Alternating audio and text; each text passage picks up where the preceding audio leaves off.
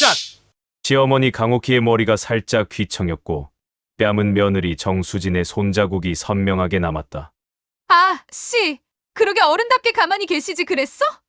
시어머니 주제에 감히 훈계를 하고 난리야. 늙은 여편네가 어디서 감히 나한테 이래라 저래라야? 수진아, 지금 뭐 하는 거야?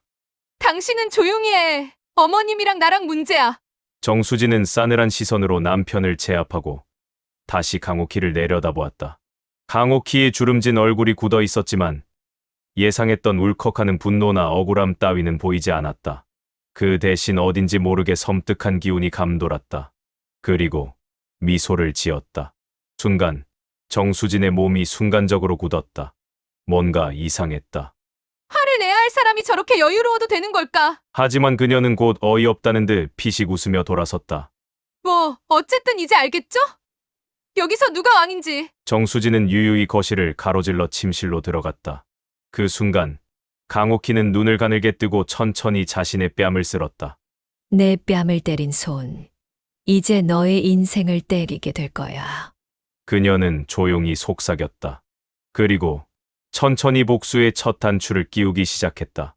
오늘의 이야기는 단순한 시어머니와 며느리의 갈등을 넘어 권선징악과 인과응보의 원칙을 강하게 드러내는 복수극입니다. 끝까지 들어주시고 영상이 마음에 드신다면 좋아요와 구독을 눌러주세요. 어머님, 안녕하세요. 처음 뵙겠습니다. 정수진은 밝은 미소를 띠며 90도로 허리를 숙였다. 단아한 원피스를 입고 곱게 손질된 머리칼을 귀 뒤로 넘기며 상냥한 눈빛을 보냈다. 그녀의 목소리는 부드러웠고 자세는 한치의 흐트러짐도 없었다. 강옥희는 찻잔을 손에 들고 가만히 며느리 될 여자를 훑어보았다. 그녀의 20대 후반 시절을 떠올리게 하는 싱그러운 젊음과 자신감이 가득한 얼굴이었다. 하지만 그 눈빛 어딘가가 이상했다. 너무 반짝거린다고 해야 할까? 어머님, 민혁이가 저한테 늘 얘기했어요. 어머님께서 정말 훌륭한 분이시라고요. 정수진은 어색하지 않게 손을 모으며 조용히 덧붙였다. 정말 뵙고 싶었어요. 강옥희는 부드럽게 미소 지었다. 그래요? 그럼 우리 가족에 대해서도 많이 들었겠네요. 네, 정수진은 활짝 웃으며 고개를 끄덕였다. 민혁이 어머님이 굉장히 지혜로우시고 아드님을 정말 사랑하신다고 했어요. 전 그런 따뜻한 가정에서 자란 사람이 너무 좋아요. 강옥희는 찻잔을 내려놓으며 조용히 속으로 생각했다. 너무 완벽한 대답이네. 여태까지 많은 며느리 후보들을 봐왔지만 이렇게 첫 만남부터 빈틈없이 굴면서도 자연스럽게 행동하는 여자는 처음이었다. 보통은 긴장해서 버벅대거나 의욕이 넘쳐 과하게 꾸미기 마련이다.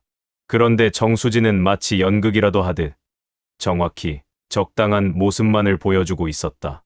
어머님, 혹시 이거 좋아하실까 해서 준비해봤어요. 정수진이 선물용 쇼핑백을 내밀었다.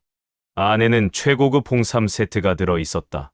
별거 아니지만 건강에 좋다고 해서요. 강옥희는 손을 내밀어 받았지만 속으로 미소를 삼켰다. 홍삼이라. 너무 뻔한 선물이었다. 단순히 비싸다고 다 좋은 것도 아니고 대놓고 건강에 신경 쓴다는 인상을 주려는 수였다. 차라리 더 실용적인 걸 준비했다면 나았을 텐데. 하지만 옆에서 아들 최민혁이 감동한 듯한 얼굴을 하자 강옥희는 별말 없이 고개를 끄덕였다. 고맙네. 아, 그리고 어머님께서 좋아하신다는 전통 찻잔도 하나 구해봤어요. 일본에서만 한정 제작된 거라는데 혹시 마음에 드실지 모르겠어요. 전통 찻잔. 강옥희는 순간 정수진을 다시 쳐다보았다. 그녀는 해맑게 웃고 있었다. 이건 정말 잘 골랐군. 홍삼은 다소 뻔한 선물이었지만 이 찻잔은 이야기가 달랐다. 강옥희가 다도를 즐긴다는 사실을 알고 일부러 준비한 것이 분명했다. 이 여자는 철저하게 조사하고 필요한 걸 준비하며 완벽한 타이밍에 꺼내는 타입이었다. 어째서일까? 이 여자의 행동 하나하나가 지나치게 계산적이라는 생각이 들었다. 수진아, 강옥희는 찻잔을 손끝으로 굴리며 조용히 입을 열었다. 우리 민혁이를 언제부터 좋아하게 됐나? 정수진은 살짝 고개를 기울이며 웃었다. 처음 만났을 때부터요. 그래? 왜? 민혁이가 정말 착하잖아요. 정수진의 눈빛이 순간적으로 흔들리는 걸 강옥희는 놓치지 않았다. 그런데 사실 처음엔 좀 무뚝뚝해서 가까워지는데 시간이 걸렸어요.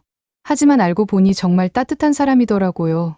늘 저를 배려해주고 저한테 모든 걸 맞춰주려 해요. 그래서 사랑하게 됐어요. 모든 걸 맞춰준다고. 그걸 좋아한다고? 강옥희는 속으로 쓴웃음을 지었다. 정수진이 사랑한 건 민혁이 아니라 그가 자신을 위해 헌신하고 희생하는 순진함이 아닐까? 그녀는 며느리의 손끝을 보았다. 너무나도 깨끗한 손톱, 완벽하게 관리된 네일. 저 손이 평생을 성실하게 일하며 노력해온 손일까? 어쩌면 자신이 모르는 정수진의 얼굴이 또 다른 곳에 있을지도 몰랐다. 그래. 강옥희는 조용히 미소 지으며 차를 한 모금 마셨다. 앞으로 잘 부탁하네. 네, 어머님. 정수진은 환하게 웃었지만 어떤 다른 얼굴이 느껴졌다. 결혼식은 화려하게 치러졌다.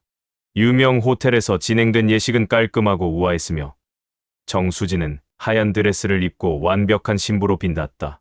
강옥희도 겉으로는 며느리를 흐뭇하게 바라보며 축복을 건넸다. 하지만 속으로는 여전히 불길한 예감이 들었다. 그리고 예감은 틀리지 않았다. 결혼 후 정수진은 결혼 전과는 완전히 다른 사람이 되었다.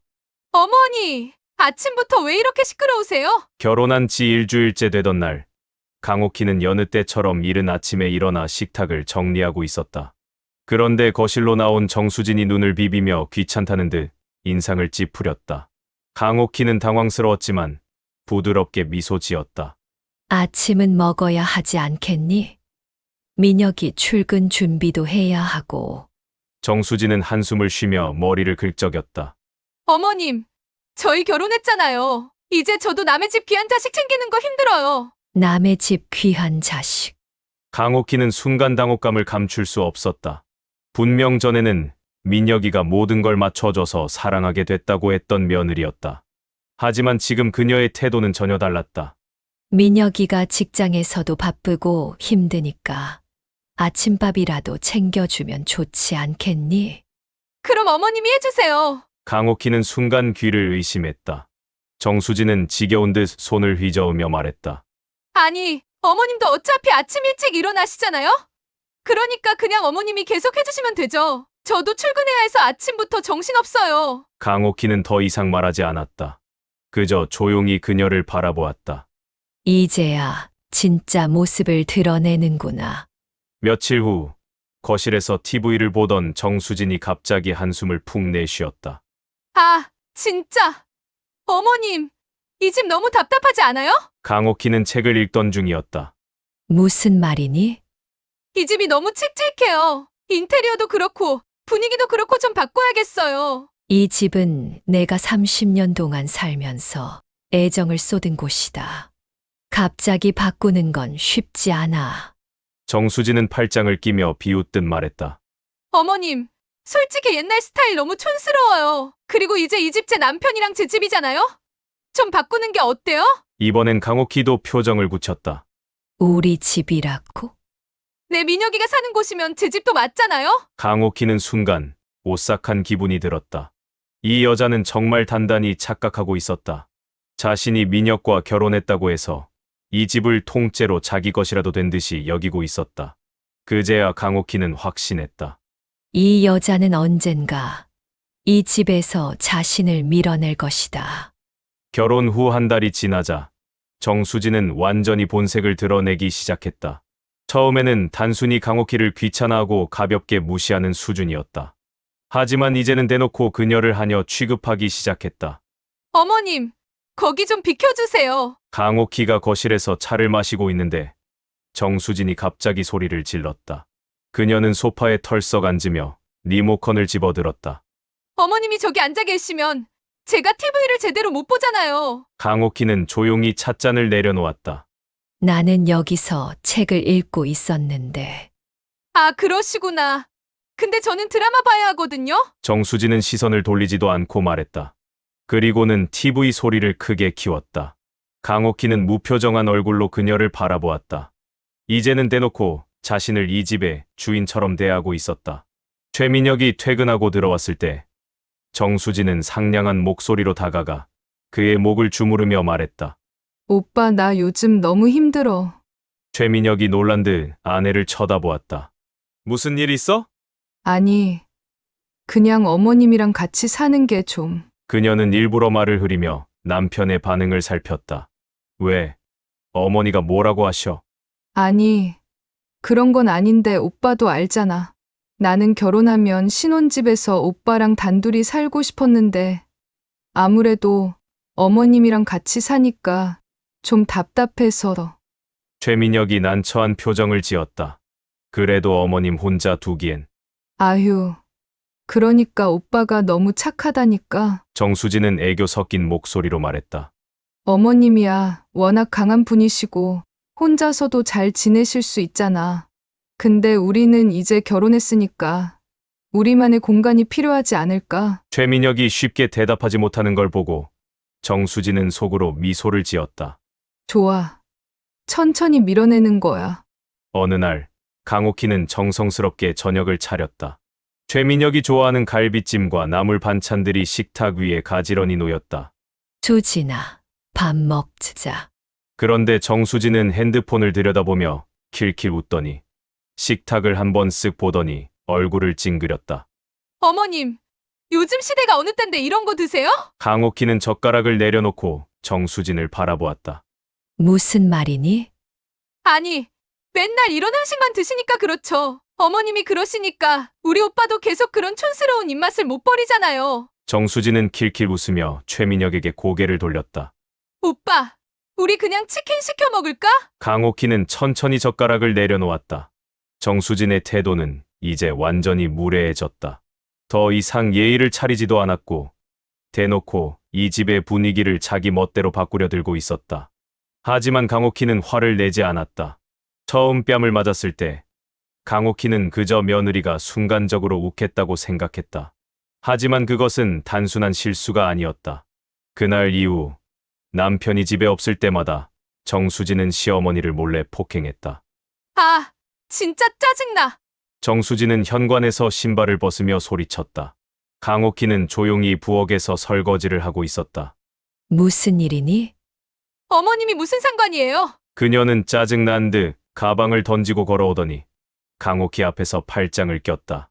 설거지 그만하고 물이나 좀 떠오세요. 강옥희는 순간 귀를 의심했다.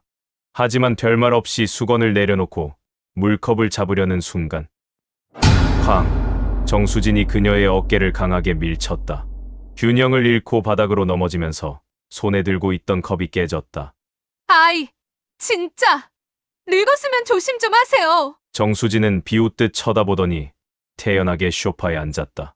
강옥희는 깨진 유리 조각을 바라보며 천천히 손을 쥐었다. 그녀의 손끝이 가늘게 떨리고 있었다. 며칠 후 강옥희가 거실에서 TV를 보고 있을 때였다. 정수진은 갑자기 다가와 리모컨을 집어들었다. 이거 좀 끄세요. 시끄러워요. 강옥희는 차분하게 말했다. 지금 내가 보고 있잖니. 그러자 정수진이 갑자기 머리채를 거칠게 움켜쥐었다. 아, 진짜 말귀를 못 알아듣네. 강옥희의 머리가 뒤로 확 젖혀졌다. 순간적으로 비명이 나오려 했지만 그녀는 끝까지 입을 닫았다. 이 애가 이렇게까지 할 거라고는. 그녀는 차갑게 굳어진 얼굴로 거울에 비친 자신의 모습을 바라보았다. 머리칼이 헝클어지고 눈동자가 흔들리고 있었다. 하지만 강옥희는 결심했다. 이제부터 절대 참지 않겠다고. 며칠 후 최민혁이 집에 돌아왔을 때였다. 정수진은 눈가를 비비며 훌쩍이고 있었다. 오빠, 왜 그래, 수진아. 정수진은 마치 억울하다는 듯 그 느끼며 말했다. 어머님이 나한테 손찌검했어. 뭐? 최민혁은 당황한 표정으로 어머니를 쳐다보았다. 강옥희는 순간 숨이 턱 막혔다. 무슨 소리냐? 어머님이 나보고 버릇이 없다고 하시면서 갑자기 내 팔을 꽉 잡고 밀쳤어. 정수진이 팔을 걷어 보이며 멍든 자국을 보여주었다. 하지만 그것은 정작 그녀가 시어머니를 잡아당기다가 생긴 자국이었다. 강옥희는 입술을 깨물었다. 그럴 리가 없어. 아니야, 오빠. 어머님 요즘 나만 보면 화내잖아. 내가 어떻게 해야 할지 모르겠어. 정수진은 남편에게 안기며 흐느꼈다. 최민혁은 갈등하는 듯했지만 결국 아내의 등을 다독이며 한숨을 쉬었다. 어머님, 제발 수진이한테 너무 심하게 대하지 마세요. 그 순간 강옥희는 오랜 세월 살아오면서 한 번도 느껴보지 못한 치욕을 경험했다. 자신이 가해자가 되었다. 자신이 폭력을 휘둘렀다고 의심받았다. 그녀는 조용히 손을 움켜쥐었다. 그래, 내가 먼저 시작한 거다. 그리고 그녀는 처음으로 진심으로 복수를 다짐했다. 강옥희는 더 이상 참지 않기로 했다. 며느리의 악행을 밝혀야 했다. 그녀는 며칠 동안 고민하다가 조용히 전자제품 매장을 찾았다. 그리고 작은 무선 카메라를 샀다. 손바닥보다도 작은 크기, 와이파이 연결로 실시간 확인까지 가능한 최신 기종이었다. 내가 어떻게 행동하는지 이제 세상이 알게 될 거다. 설치 장소는 신중해야 했다. 강옥희는 우선 거실, 장식장 안쪽과 주방 구석, 그리고 며느리가 자주 전화하는 베란다 근처에 카메라를 심었다. 며느리는 주로 남편이 없을 때 본색을 드러냈기에 이것만으로도 충분했다. 이틀 후 카메라는 그녀의 기대를 저버리지 않았다. 강옥희는 휴대폰으로 카메라 영상을 확인하다가 정수진이 전화를 받는 모습을 보았다.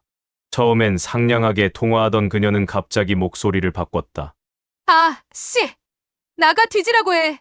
내가 신경 쓸 줄 알아? 강옥희는 순간 놀라지 않을 수 없었다. 정수진은 다리를 꼬고 앉아 한 손으로 머리를 쓸어 올리며 거칠게 말을 이어갔다. 나보고 교양 있게 행동하래. 미친 할망구가. 강옥희는 카메라를 통해 그녀의 얼굴을 자세히 보았다. 그것은 자신이 알던 점잖고 상냥한 며느리가 아니었다. 눈빛은 싸늘하고 거만했으며 입에서 나오는 말들은 거칠고 난폭했다. 그리고 더욱 충격적인 것은 그녀가 통화하면서 웃으며 내뱉은 말이었다. 아, 그리고 우리 집 돈 많은 거 알지? 내가 잘하면 나중에 다 낼 거야. 남편. 걔는 그냥 ATM기야. 강옥희는 손끝이 떨리는 것을 느꼈다. 그녀는 이 영상을 즉시 저장했다. 하지만 이것만으로는 부족했다. 그녀는 며느리가 무언가 숨기고 있다는 것을 직감했다. 그 의심은 곧 확신이 되었다. 그날 저녁, 강옥희는 카메라를 다시 확인했다. 정수진이 몰래 나가는 모습이 포착되었다. 그녀는 남편에게 필라테스를 다녀온다고 말했지만 정작 그녀가 향한 곳은 강남의 한 호텔이었다. 카메라에 찍힌 화면을 보며 강옥희는 조용히 속삭였다.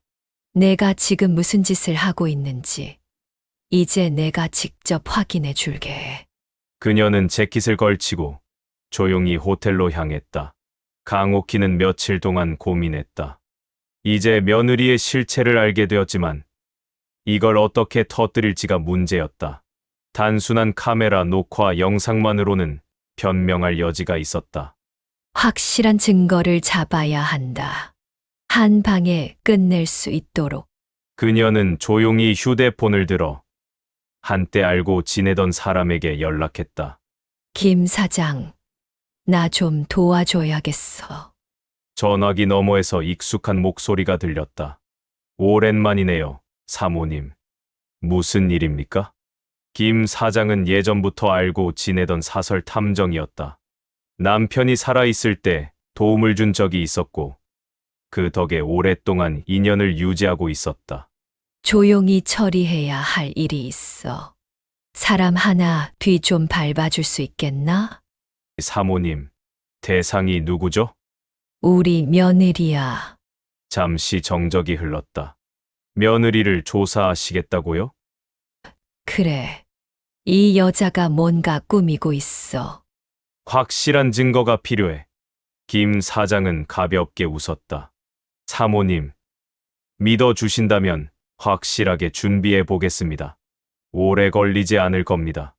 며칠 후, 김 사장은 첫 번째 보고를 가져왔다. 며느님께서 자주 출입하는 곳이 몇 군데 있습니다. 호텔, 강남 고급 레스토랑, 그리고 그는 파일을 한 장 넘겼다. 불법 도박장입니다. 강옥희는 순간 손을 꽉 움켜쥐었다. 뭐라고? 며느님이 몇 년 전부터 도박을 해왔던 것 같습니다. 기록을 확보했습니다. 그녀는 보고서를 내려다보았다. 정수진이 카지노 스타일의 불법 도박장에 들어가는 모습이 찍힌 사진이었다. 이것만으로도 며느리를 궁지에 몰아넣기에 충분했다. 하지만 김 사장은 거기서 멈추지 않았다. 그리고 결정적인 증거가 하나 더 있습니다. 그는 USB 하나를 꺼내 테이블 위에 올려놓았다. 이 안에 며느님께서 애인과 호텔에서 나오는 영상이 들어 있습니다. 강옥희는 조용히 USB를 집어들었다. 이걸로 끝이겠군. 그녀는 피식 웃으며 USB를 가만히 쥐었다. 이제 게임의 마지막 수를 둘 차례였다. 이제 시어머니가 본격적으로 며느리를 몰아붙이는 단계야. 가족을 모아 며느리의 민낯을 폭로하고 공개적인 자리에서 결정적인 수치를 안겨주며 마지막으로 조용히 모든 걸 빼앗아 길거리로 내쫓는 방식으로 가볼게. 강옥희는 차분하게 움직였다. 김 사장이 넘겨준 증거를 하나하나 정리하며 가장 먼저 가족들을 불러 모았다. 저녁 식사 자리. 최민혁, 정수진, 그리고 몇몇 가까운 친척들이 모여 있었다. 강옥희는 평소와 다름없이 차분한 얼굴로 앉아 있었다.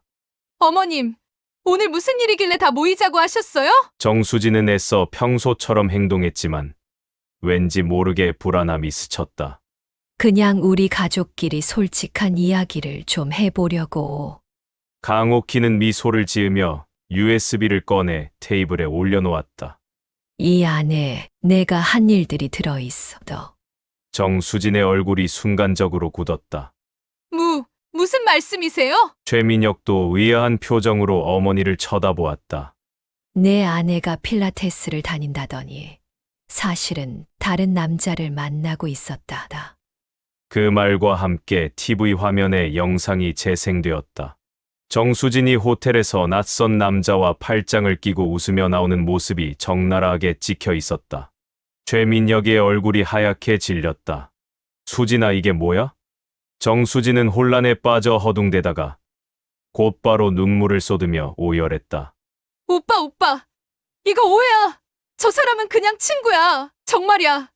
누가 일부러 조작한 거야. 하지만 강옥희는 가만히 그녀를 바라보며 조용히 말했다. 내가 친구랑 호텔에서 하룻밤을 보낸다고? 순간 정수진의 얼굴에서 핏기가 가셨다. 아니, 어머님, 이건 증거는 충분해. 그리고 내가 불법 도박장을 드나든 것도 확인됐어. 정수진은 온몸이 얼어붙었다. 주변에 있던 친척들도 하나둘씩 술렁이기 시작했다. 불법 도박장. 아니, 민혁이 와이프가 그런 곳을 다녔다고? 가족들의 수군거림이 점점 커졌다. 최민혁은 더 이상 아무 말도 하지 못했다. 그렇게 첫 번째 굴욕이 그녀를 덮쳤다. 며칠 후 강옥희는 두 번째 술을 준비했다. 정수진은 남편과의 갈등으로 인해 정신이 반쯤 나가 있었다. 하지만 그녀는 한 가지 희망을 품고 있었다. 그래. 아직까지 내 사회적 위치는 그대로야. 남편과 이혼해도 내가 가진 인맥이 있으니까. 그러나 그녀는 몰랐다. 시어머니가 마지막 남은 자존심마저 짓밟을 준비를 하고 있다는 것을. 강옥희는 정수진이 자주 드나들던 상류층 사모님 모임에 은근히 정보를 흘렸다. 며느리가 불법 도박을 했더라고요. 그뿐만이 아니에요. 다른 남자와 호텔에서 만난 것도 확인됐어요. 그리고 결국 사모님들 앞에서 정수진은 완전히 무너졌다. 아, 그 호텔에 갔다면서요. 누구랑 갔어요? 정말 필라테스가 아니라 불법 도박장이었어요? 상류층 부인들이 모인 자리에서 그녀는 조롱과 비난의 대상이 되었다. 순식간에 그녀의 입지는 무너졌고 정수진은 더 이상 그곳에서 버티지 못하고 도망쳤다. 이제 마지막 단계였다. 강옥희는 이미 이혼 서류를 준비해 두었다.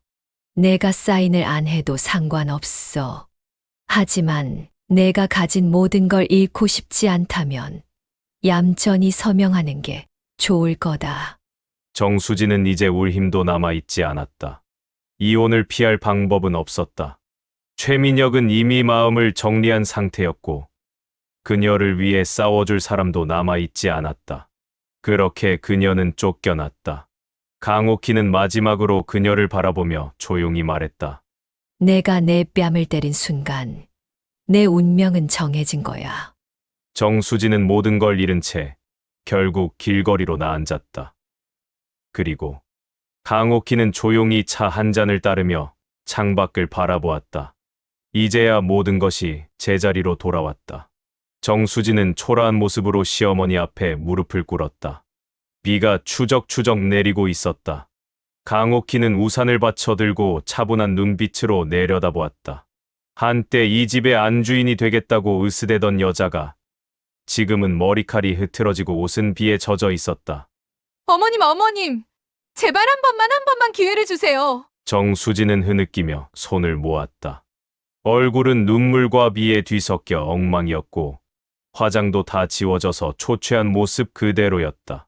잘못했어요. 제가 정말 잘못했어요.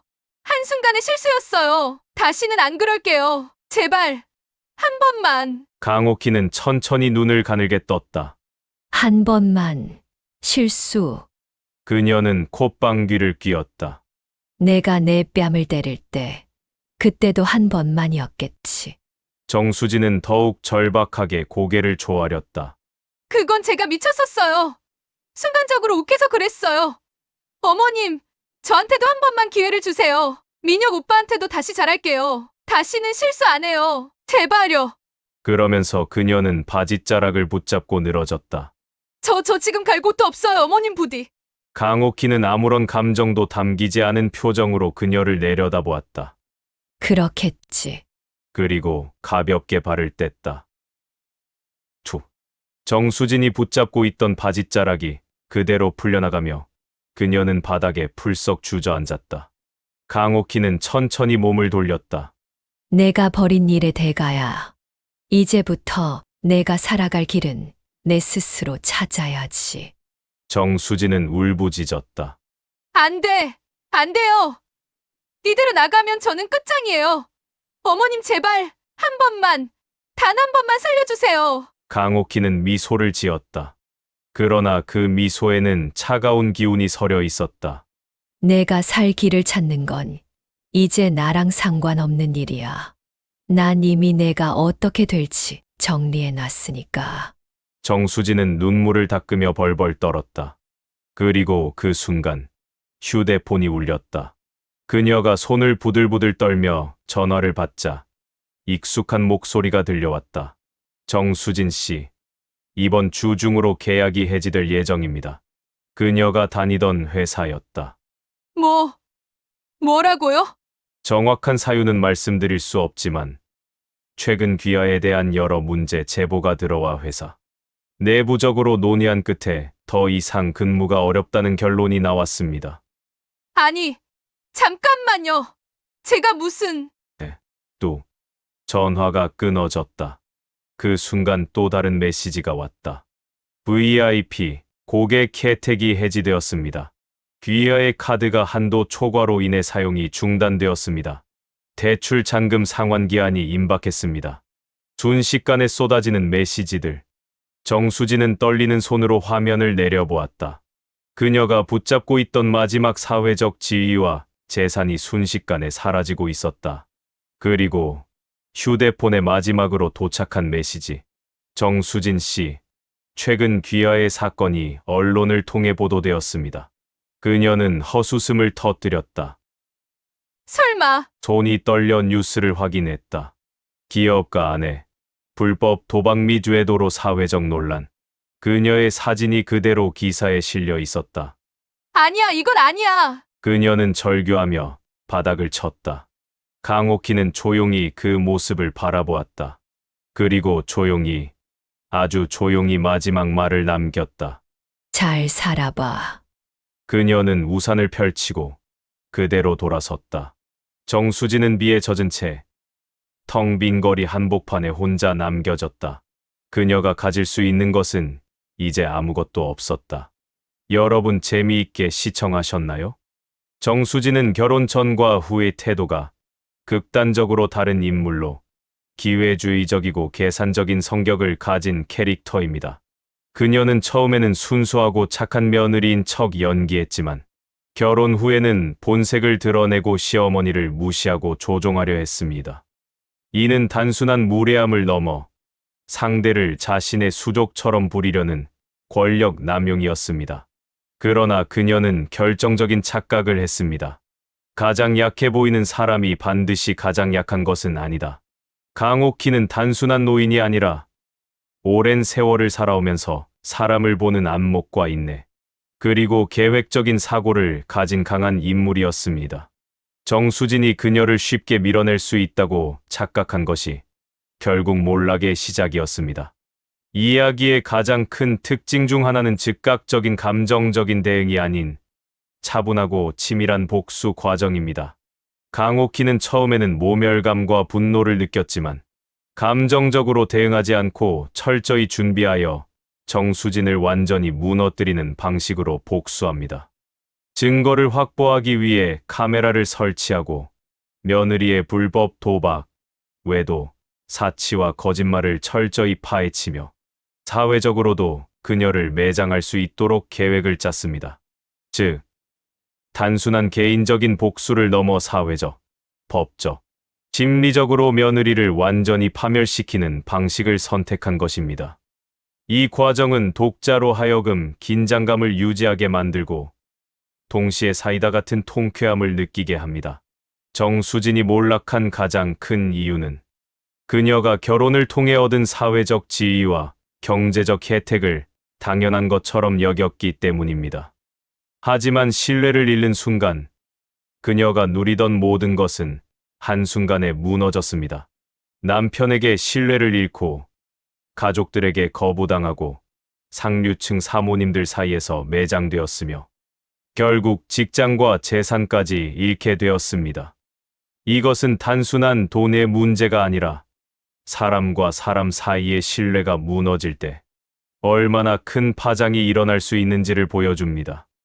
결국 인간관계는 신뢰를 기반으로 이루어진다는 것을 이 이야기는 강하게 강조합니다. 정수진은 마지막 순간에 비로소 잘못을 깨닫고 무릎 꿇고 빌며 용서를 구합니다. 하지만 이미 너무 늦었습니다. 이 장면은 우리에게 중요한 교훈을 줍니다. 한 번의 실수는 용서받을 수 있지만 반복된 악행과 배신은 용서받을 수 없다. 그녀는 한 번도 진심으로 반성하지 않았고 시어머니를 무시하고 조종하려 했으며 자신이 가진 권력을 남용했습니다.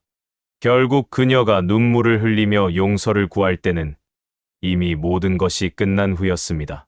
강옥희가 마지막으로 남긴 말. 잘 살아봐. 이 말은 단순한 작별 인사가 아니라 돌이킬 수 없는 현실을 깨닫게 하는 가혹한 선언이었습니다. 이 이야기는 진정한 강함이 무엇인가에 대한 질문을 던집니다. 정수진은 젊고 외적으로는 강해 보였지만 내적으로는 비열하고 비겁한 사람이었습니다. 반면 강옥희는 나이가 많고 조용하지만 인내와 전략을 통해 상대를 완전히 무너뜨리는 진짜 강한 인물이었습니다. 결국 이 이야기는 겉으로 강해 보이는 것이 진짜 강함이 아니라 조용한 인내와 지혜가 진정한 힘이 될 수 있음을 보여주는 작품입니다. 강한 자가 살아남는 것이 아니라 끝까지 살아남는 자가 강한 것이다. 이 문장이 이 이야기의 핵심을 가장 잘 설명하는 말이 아닐까요? 며느리는 시어머니를 폭행한 대가로 모든 걸 잃었습니다. 여러분은 어떻게 생각하시나요? 이런 상황에서 당신이라면 어떻게 복수했을지 댓글로 당신의 한 수를 알려주세요. 이 이야기가 통쾌하셨다면 좋아요와 구독, 알림 설정까지 꼭 부탁드립니다. 영상이 재밌었다면 친구에게 공유해서 같이 사이다 터뜨려요. 다음 이야기에서도 더 독하고 더 강하고 더 쫄깃한 복수극으로 찾아올게요. 시청해주셔서 감사합니다.